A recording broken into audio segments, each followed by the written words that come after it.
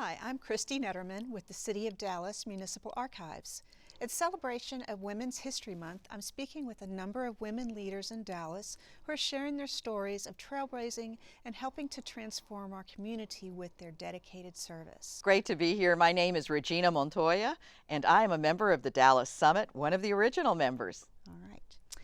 So can you describe the climate for Dallas women in business, civic, and cultural life at this time when the summit was founded?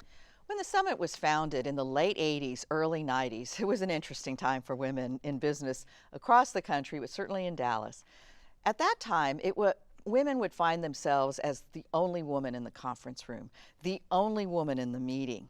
And I'm an attorney, and I remember those days, but it wasn't just confined to the conference rooms. When you would go to meetings and you would go to luncheons, we had this issue in Dallas where they didn't always allow women into the main dining room, and even if you could be in the main dining room, you might not be able to be a member of that organization or of that club. And at the time, it was coined the phrase, the glass ceiling. And we found women becoming ones and twos in these various conference rooms, typically, though, being the only woman in that room. And they found themselves not being able to move up into the management ladder. And the other part of it that was really interesting, and even though this was, again, the late 80s, early 90s when we started the Dallas Summit, just a few years before that, I was the first Latina to be named a partner in a major law firm in Dallas. So you could see that these firsts were still occurring all the time. Mm-hmm. We didn't have a support system for us. The other part that was interesting too is that the firms, the corporations, the businesses were trying to grapple with the fact that they needed to think about maternity leave and child care for women who were coming to the workforce. And there was this thought at that time that women were the primary caregivers, their spouses, people didn't talk about paternity leave. It was just something that wasn't even on anybody's radar screen. So all of what was, you might consider, taking care of families was really put on the shoulders of women, including women in business. And so women were trying to navigate, how does it work with child care, taking maternity leave. I remember so many of my friends and I, because I just had my daughter as well around that time, will it hurt my career to take the time? Do I need to be a superwoman? And that was when we did talk about that you had to do everything. You had to be the perfect mom, the perfect spouse, the perfect one in the workplace. And as you can imagine, a woman of color even felt those even more so. And that was really what we were looking at. But I do think that the concept of the glass ceiling was so important because we were starting to see women entering into the workforce, getting into these positions, but not necessarily the leadership and management positions. The numbers of women that were CEOs in those times were really difficult. The other aspect, too, is that there were many obstacles that were put in the place of women. It hadn't been that long that even some of our early Dallas Summit members who helped ensure that women could get credit on their own, in their own name, you were still finding vestiges of this in the business community where you would have the financial institutions asking these questions. Well, are you sure you're going to be able to give everything you need to do? And then it was hard to find capital. And there were government programs at the time that were instituted to deal with that very issue because that was one of the obstacles. So when the Dallas Summit was starting, there were obstacles, there were roadblocks for women to be successful in business, and that's where we found ourselves. Okay. Well, you've kind of led to this, but please tell us about your journey as a trailblazer in Dallas and in your field of leadership. When I first got to Dallas after graduating from law school, I clerked for the legendary Judge Sarah T. Hughes. Now, some people will remember Judge Hughes as the judge that swore in LBJ after President Kennedy was assassinated, but I like to think of the judge as the second federal woman district judge in the country. I like to think of her as that state district judge that was one of the first women to actually, and we run for office here, but she ran for office, including the state Supreme Court. And I think about the trailblazing that she did, and she was so important to me in my career because she really felt that in order to be successful and to give back, she had to bring up the next group of women in the profession. early on in my career, I remember going with her to the Dallas Bar Association place of at that time it was called the Belo, because she wanted to really encourage women to join the bar, to start the Women's Bar Association. The other part of it too is that she really wanted women to run for office. And I remember this fateful day when I was her law clerk, and she said to me, I want to go across the street to the other federal building. She was in the federal building where the courthouse was located. But let's go across to the other federal building, and I want you to meet this great young woman who is the regional director for what was then called HEW, now HHS. And she said, and she's an amazing person, and I really hope she runs for office, and I'm going to keep telling her that she needs to do this because she'll be great. So we walk across the street to meet this extraordinary young woman, and that extraordinary young woman was is Congresswoman Eddie Bernice Johnson, the former Congresswoman, but longtime Congresswoman Eddie Bernice Johnson. And from that very first meeting, I met another mentor of mine, and that was Congresswoman Johnson, who I kept up with for her entire career as a Congresswoman, and she was always and is always a tremendous mentor. After clerking for the judge, I then went to this law firm. And at the law firm that I went to, Aiken Gump, Strauss, Hauer-Feld, that was when the law firm where I became the first Latina partner, actually first woman of color to be named partner in a major law firm, and one of the first Latinas sort of nationally, because that was just when women were, really having the opportunity to be in these law firms and then to succeed as partners.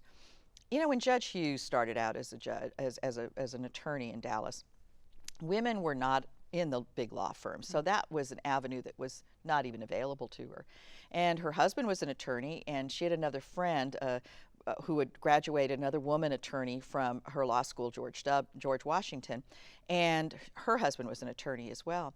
They had to set up a shop where the men were in front, and they were the ones that would take in the business, and then they would send the work back to the women in the back room, which was Judge and her friend. And that's how law was being practiced at that time. Wow. So it was groundbreaking when she decided to run for office. But after that, I continued in the legal profession. But, you know, something that the judge said about making a difference politically and being involved in that area really stuck with me. And my husband and I, Paul Coggins and I, were very involved in a number of campaigns, but we got particularly involved with Bill Clinton's first foray. We stayed involved in it, but his first foray into becoming president of the United States. And when he was successful, and we were very active, my husband ran Dallas County for him. I was very involved in this. My alma mater for college is Wellesley College, which is this Secretary Clinton's alma mater as well. Got to know them, and I was so thrilled and honored to have been named an assistant to the president. And I had an office in the West Wing of the White House up on the second floor. And that was sort of was the beginnings of my political career and being involved in politics and public policy as well. And from that, I became very involved in women's and girls' issues, and I've served on a number of different boards. This was sort of post the beginning of the Dallas Summit, because this was in the early 90s, and we got started like 89 or 90, and this is 93. But ever since then, I've continued in that, and I've been a general counsel at Children's Medical Center, now called Children's Health, but Children's Medical Center, one of the largest pediatric hospitals.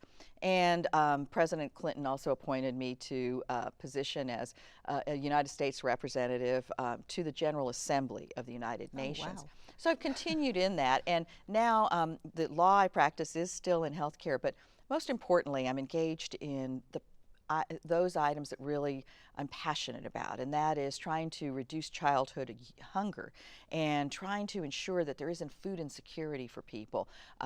Mayor Mike Rawlings asked me to chair the Mayor's Task Force on Poverty, which I did. And all of this really comes from that whole point of what you can give back, and that was what Judge Hughes was about. She would have loved a Dallas Summit because that's the kind of organization where women are coming together, making policy changes, supporting each other in these roles. And that was what really inspired me.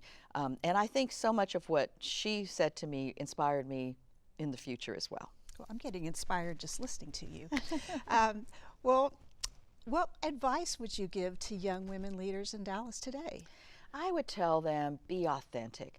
don't lose yourself. You know, that was one of the hard parts at the early part of being an attorney, because we felt that we had to look a part. And part of it too was what was mandated by the courts. You know, at that time, many of the judges would never have let you wear pants into the courtroom slacks. You needed to wear a dress. And when we started practicing, I remember having these blouses that you had these little ties that you had to wear. You had these huge, shoulder pads that you walked in and looked like you could probably be a linebacker for the Dallas Cowboys. And so you had this look that you had to almost have. And, and there were corporations that really required that, not just for women. There were dress codes for men as well.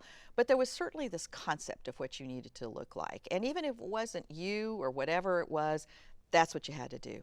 I would say now, the opportunity to be authentic, to be yourself, that's going to be one of those most important things for you to remember. I think it's also, I would give the advice, and I've done this with others, that you do need to have a support system, someone that you can call. You certainly can always do that with, your significant other, your partner, but I think having an outside group, someone described it as almost your own personal board of directors. And we kind of did that as well. There were a group of us attorneys that have been getting together for, 25 years at this point. And we get together once a month. Since COVID, we've been doing it via Zoom, but we've been doing this, and that's part of that support system. And it was important, especially when we were all getting started in our careers, figuring out how do you get kids from A to B, to how do you do the child care, what should we be doing, and not feeling guilty. And so that would be another third thing, is that you can't do everything all the time, perfectly, every day. And that was something that I think was a vestige of that feeling when we first started, that you had to be a superwoman, had to do everything perfectly every single day. Now, we still have to do everything pretty perfectly, but I would say to you, stay authentic and never feel guilty if you have decided that there are things that you want to do that don't fit somebody else's thought process. And when I say being authentic, I'm saying you don't need to live someone else's life, and you don't need someone else to validate you. You validate yourself.